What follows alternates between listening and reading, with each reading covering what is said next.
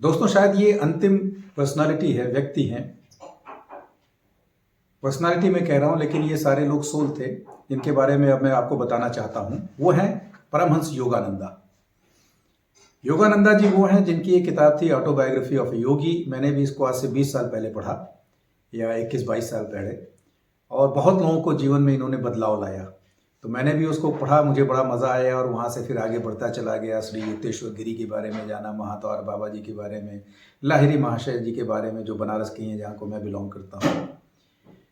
योगानंदा जी एक बड़े ही अद्भुत व्यक्ति या आत्मा कह सकते थे। 52 की एज में इनकी मृत्यु हुई थी। वो भी बड़ा ही यूनिक स्टोरी है। जब उनकी अंतिम सभा चल रही थी, उसमें शायद अमेरिका में इंडियन एम्बेसडर भी थे और बहुत लोग थे। इन्होंने एक लेक्चर दिया और लेक्चर देने के तुरंत बाद शरीर को छोड़ दिया, शरीर वहीं गिर गया। कहते हैं 1 महीने तक इनका शरीर चमकता रहा। वो उनके योग की वजह से कहते हैं कि उसमें कोई भी दुर्गति नहीं हुई उसकी। तो उनके बारे में यही बताया जाता है। बाद में उनको परमहंस की उपाधि से सम्मानित किया गया। योगानंदा जी का एक स्टेटमेंट आपको बता देता हूँ, और ये बड़ा ही यूनिक स्टेटमेंट है। पहले कभी मैंने इसको बोला हुआ है।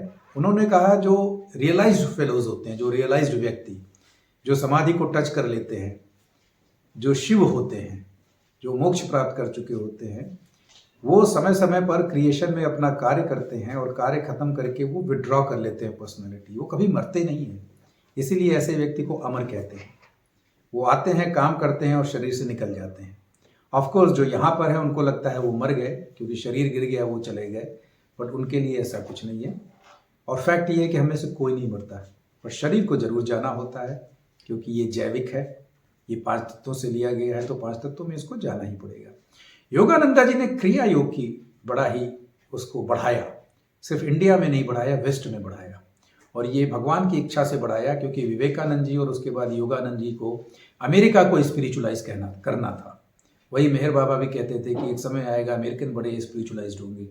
जब मैं 2008 में गया वॉशिंगटन में, तो मुझे लगा अमेरिका का जो माइंड है, बहुत लोगों का मैंने देखा, वो जो एनर्जी है, वो माइंड है, बड़ा ही स्पिरिचुअल है। मेरी बात पे लोग हंसते थे, बट उनके माइंड की क्वालिटी बड़ी अच्छी क्वालिटी है, क्योंकि वो इन चीज़ों से गुजरे हैं। हमारे ये 2 महान पर्सनालिटीज़ वहाँ गए, उन्होंने बहुत कुछ उनको दिया, और उनके अपनी भी कर्मा है। हर कंट्री का एक कर्मा होता है, तो वहाँ पे एक से एक महान आत्माएं जन्म लेती हैं, जो भले ही मोक्ष पर नहीं है, लेकिन मोक्ष के द्वार पर खड़ी होती हैं। इसलिए वो लोग फिर इंडिया आते हैं, और इंडिया के लोग वहाँ जाते हैं। तो एक तरह से ये मिला जुला प्रयास शुरू हो जाता है। एक मैंने कहानी पढ़ी थी, उसको मैं बोल के ख़त्म करूँगा। मैं बहुत ज़्यादा इसको लंबा नहीं खींचूंगा, लेकिन आपको बता दूं, युक्तेश्वर गिरी जी उनके डायरेक्ट गुरु थे, और उनके ऊपर थे लाहिरी महाशय, और लाहिरी महाशय जी के ऊपर थे महाअवतार बाबा। कहते हैं कि वो काफ़ी सालों से हैं धरती पर। एक बार बहुत पहले विवेकानंद जब गए थे, और समय उनका समाप्त हो रहा था यूएस में, तो मैं यहाँ से नहीं, दूसरी तरह से शुरू करता हूँ कि योगानंदा जी एक दिन 1940 में आसपास कहीं किसी एक अमेरिकन को कोई एक गिफ्ट दिया उन्होंने, और शायद वो एक कप दिया था। और वो व्यक्ति बड़े देर से भावपूर्वक मुद्रा में उसको देख रहे थे। तो योगानंदा जी ने पूछा, क्या बात है?